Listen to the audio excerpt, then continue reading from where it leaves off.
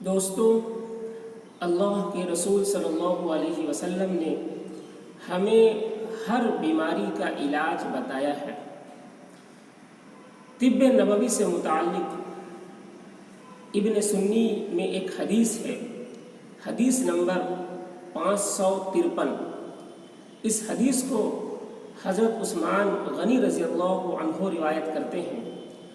حضرت عثمان غنی رضی اللہ عنہ فرماتے ہیں کہ ایک مرتبہ میں بیمار ہوا تو رسول اللہ صلی اللہ علیہ وسلم عیادت کے لیے تشریف لائے اور یہ دعا پڑھ کر دم کیا اور فرمایا، اے عثمان، یہی دعا پڑھ کر دم کر لیا کرو۔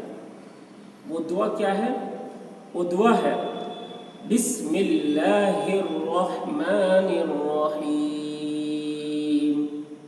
اعیذک باللہ الاحد الصمد الذی لم یلد ولم یولد ولم یکن لہ کفوا احد من شر ما یجد۔ یہ دعا ہے۔ تو اس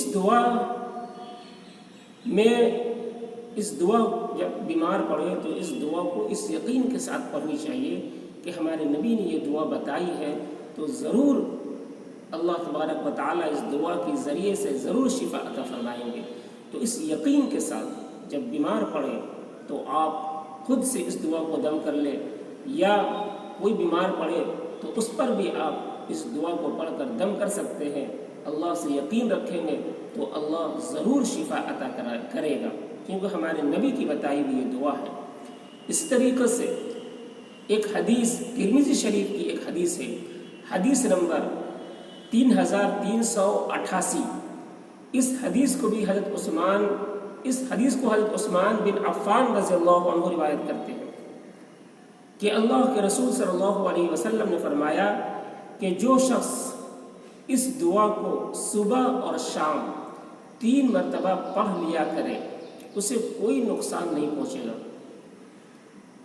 صبح میں 3 مرتبہ اور شام میں 3 مرتبہ جو پڑھنے کا معمول بنا لے اسے کوئی نقصان نہیں پہنچے گا۔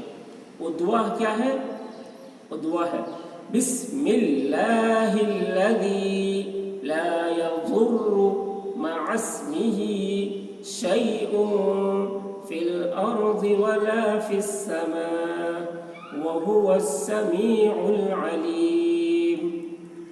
یہ دعا اس یقین کے ساتھ صبح شام پڑھنے کا معمول بنائیے، 3 مرتبہ صبح پڑھیے، 3 مرتبہ شام، اس یقین کے ساتھ کہ ہمارے نبی نے بتایا ہے، ہمارے نبی نے کہا کہ جو شخص اس کو پڑھنے کا معمول بنائے گا صبح شام 3 مرتبہ اسے کوئی نقصان نہیں پہنچے گا۔